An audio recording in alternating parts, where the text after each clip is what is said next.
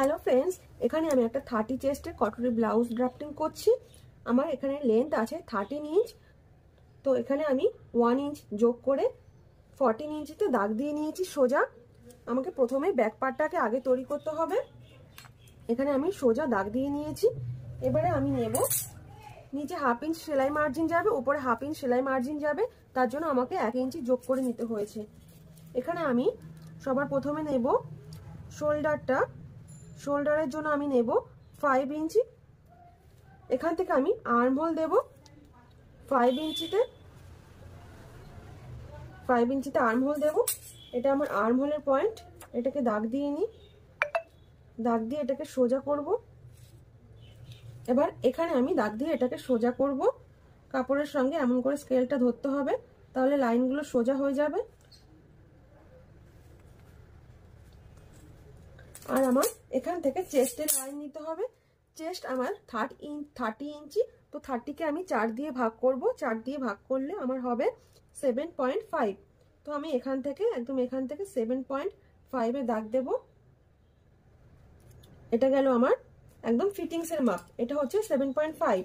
আর সঙ্গে আমাকে কিছু লুজ নিতে হবে, মার্জিন রাখতে হবে, তার জন্য আমি এখানে নিয়েছি 1.5 ইঞ্চি। তো এই পরিমাণে আমি কাপড়টাকে ভাঁজ করে নিয়েছি টোটাল। এবার কোমরটা আমার আছে 25 ইঞ্চি কোমর আছে। 25 ইঞ্চি কোমরটাকে আমি 4 দিয়ে ভাগ করব। ভাগ করে আমার হয়েছে 6.2। তো এখানে 6.2 তে আমি দাগ দিয়েছি। কোমরটা 4 দিয়ে ভাগ করে 6.2 তে দাগ দিয়েছি। আর টাক্সের জন্য আমি নেব 1 ইঞ্চি। এখানে আমি টাক্সের জন্য নিলাম 1 ইঞ্চি, বাকি আমি নেব 1.5 ইঞ্চি সেলাই মার্জিন। এখানে 1.5 ইঞ্চির কম নিলেও হবে, বা এমন ভাবেও করা যেতে পারে যা আমার চেস্টের লাইন হবে টোটাল, নিচে থেকে হাফ ইঞ্চি আমি কম করে নেব। যা আমার চেস্টের লাইন হবে তার থেকে আমি হাফ ইঞ্চি কম করে নিতে পারি। এখান থেকে আমি দাগ দিয়ে দেবো সোজা।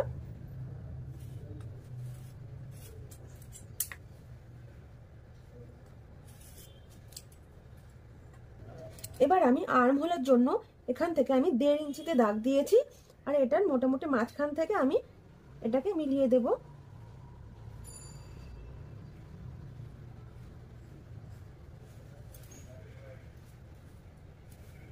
আমার আর্মহোলের যা মাপ আছে তার থেকে বেশি হলে কম করব, আর কম হলে একটুখানি নিচের দিকে ডাউন দিয়ে দেবো।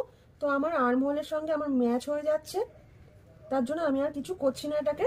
এবারে আমি এই বরাবর কেটে দেব। তার আগে আমাকে গলার ডিপটা নিতে হবে। গলার ডিপের জন্য আমি এখানে নেব 2 ইঞ্চিতে, এটা গলার সাইড। আর এখানে আমি নিয়েছি 8 ইঞ্চি নেব।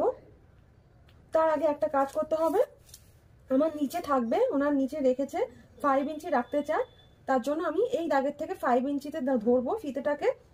আর সঙ্গে উপরে 2 সুত, উপরে এখান থেকে ফিতের থেকে 2 সুত উপরে আমি দাগ দেব।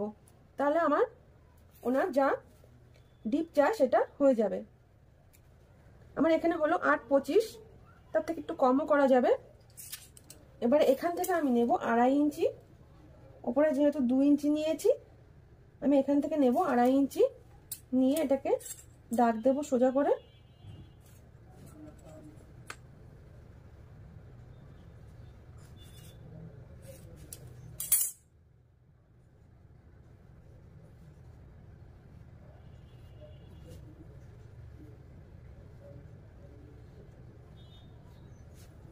এবারে আমি কেটে দেব এটাকে।